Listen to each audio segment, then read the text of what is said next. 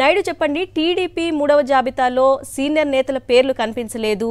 అదేవిధంగా ఎక్స్పెక్ట్ చేసినటువంటి ఒకే ఒక్క మహిళ గుండా లక్ష్మీదేవి కూడా ఆమె కూడా సీటు ఆశించి భంగపడ్డారు. సో కానీ అనుకున్నట్లుగానే చంద్రబాబు అనునాయులైన లోకేష్ తోడలుడికి సీట్ ఇచ్చారు. సో అక్కడ ఎలాంటి పరిస్థితి కనిపిస్తోంది? అరుణ, ఉత్తరాంధ్ర జిల్లాలకు వచ్చేటప్పటికి పూర్తిగా ఎవరైతే సీనియర్ నాయకులు ఉన్నారో వారందరికీ కూడా తీవ్రమైన అవమానం తెలుగుదేశం పార్టీలో జరిగింది.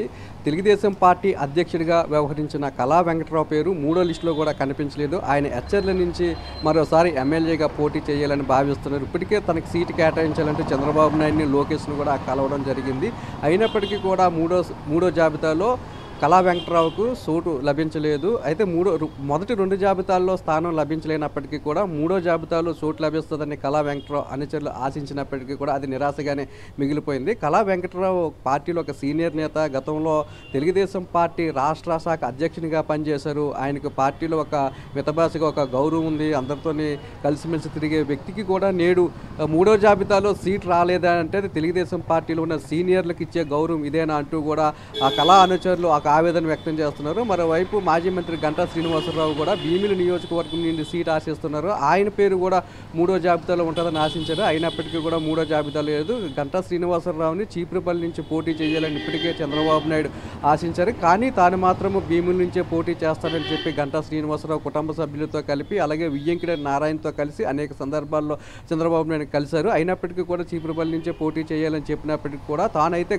తానైతే భీమిలి నియోజకవర్గంలోనే పోటీ చేస్తానంటూ కూడా గంటా శ్రీనివాసరావు స్పష్టం చేయడం జరిగింది. అయితే మూడో జాబితాలో కూడా తన పేరు భీమిలి నియోజకవర్గం నుంచి వస్తుందని భావించినప్పటికీ కూడా అది తీవ్ర నిరాశ మిగిలింది గంటా శ్రీనివాసరావుకి. మరోవైపు ఉత్తరాంధ్రలో మరొక ఫ్యామిలీ అంటే తెలుగుదేశం పార్టీకి మొదటి నుంచి అండగా ఉన్న గుండా లక్ష్మీదేవి శ్రీకాకుళం నుంచి స్థానాన్ని ఆశించారు. ఆమె అనుచరులు కూడా అక్కడ మరొక వ్యక్తికి ఇస్తున్నారని చెప్పి అనేక ఆందోళన కార్యక్రమాలు చేపట్టారు. తాము మొదటి నుంచి కూడా తెలుగుదేశం పార్టీని నమ్ముకునే ఉన్నాం, తెలుగుదేశం పార్టీ వైపే నిలబడి ఉన్నామని, తనకి ఈసారి సీటు ఇవ్వాలి, గతంలో కూడా మహిళగా తనకు ఎమ్మెల్యేగా చేసిన అనుభవం ఉందని చెప్పినప్పటికీ కూడా ఆవిడికి కూడా తీవ్ర నిరాశ మిగిలింది. మొత్తంగా చూసుకున్నట్లయితే ఉత్తరాంధ్ర జిల్లాలో సీనియర్ నేతలైన కళా వెంకటరావు కానీ, గంటా శ్రీనివాసరావు కానీ, అలాగే గుండా లక్ష్మీదేవి కానీ తీవ్ర అవమానం జరిగిందని వారి తాలూకా కార్యకర్తలు కానీ వాళ్ళ వర్గీయులు పేర్కొంటున్నారు. మరోవైపు కిమిడి కుటుంబానికి సంబంధించి కూడా కిమిడి నాగార్జునకి కూడా చీపురుపల్లి నుంచి సీటు ప్రకటిస్తారని ఆశిస్తున్నారు. అంటే గంటా శ్రీనివాసరావుకి సీటు ఇస్తారని చెప్పినప్పటికీ కూడా వారు ప్రయత్నాలు చేస్తున్నారు. చీపురుపల్లి నుంచి పోటీ చేయడానికి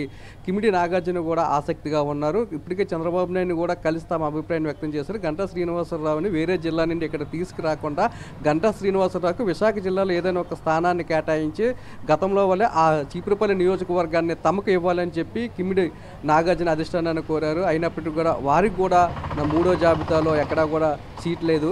దీంతో ఈ 4 ఫ్యామిలీలు కూడా తీవ్ర అసంతృప్తిని వ్యక్తం చేస్తున్నాయి. ఈ 4 ఫ్యామిలీలు కూడా రాజకీయంగా ఎంతో ప్రాధాన్యత ఉన్నాయి. తెలుగుదేశం పార్టీకి మొదటి నుంచి కూడా అండగా ఉన్నాయి. వారంతా కూడా చంద్రబాబు నాయుడు తీరు మీద తీవ్ర అసంతృప్తిని వ్యక్తం చేసే పరిస్థితి అయితే కనబడుతుంది. మరోవైపు విశాఖ ఎంపీ స్థానానికి సంబంధించి అనుకున్నట్లుగానే బీజేపీ ఎంపీ అభ్యర్థిగా పోటీ చేయాలనుకున్న జీబీఎల్ నరసింహరావుకు తీవ్రమైన అన్యాయం జరిగింది. పురంధేశ్వరి తీరుతోనే జీబీఎల్కు విశాఖపట్నంలో ఎంపీ స్థానం దక్కలేదన్న అభిప్రాయం సర్వత్రా వినిపిస్తుంది. ఎందుకంటే భరత్ అనే వ్యక్తి బాలకృష్ణకు రెండో అల్లుడు, పురంధేశ్వరికి మేనల్లుడు భర్త, అలాగే లోకేష్కి వియ్యంకుడు తోడల్లుడు కావడంతోనే ఈ జీబీఎల్కు సీటు దక్కకుండా పురంధేశ్వరి పావులు కదిపారు. కేవలం భరత్ కోసం తెలుగుదేశం పార్టీకి అక్కడ సీటు కేటాయించేలా పురంధేశ్వరి వ్యవహరించారు. గట్టిగా పురంధేశ్వరి బీజేపీ సీటును కోరి ఉండేలాగుంటే బీజేపీ స్థానాన్ని కూడా అక్కడ బీజేపీకి వచ్చేది, జీబీఎల్ కూడా పోటీ చేసే అవకాశం ఉండేది. కేవలం కుటుంబ సభ్యుల కోసమే పురంధేశ్వరి తెలుగుదేశం పార్టీకి బీజేపీ సీటును వదిలేలా చేశారని చెప్పి అభిప్రాయం కూడా బీజేపీ నేతల్లో వ్యక్తమవుతుంది. మరోవైపు పురంధేశ్వరి తీరు మీద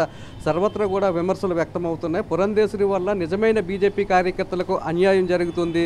ఎవరైతే మొదటి నుంచి పార్టీ కోసం కష్టపడ్డారో వారందరికీ కూడా న్యాయం జరగడం లేదన్న అభిప్రాయం కూడా బీజేపీలో ఉన్న మొదటి నుంచి ఉన్న కార్యకర్తలు కానీ నాయకులు కానీ చెప్తున్నారు. పురంధేశ్వరి వచ్చిన తర్వాత పూర్తిగా కమ్మ సామాజిక వర్గం తాలూకా ప్రాబల్యం పెరిగింది. నిజమైన బీజేపీ కార్యకర్తలకు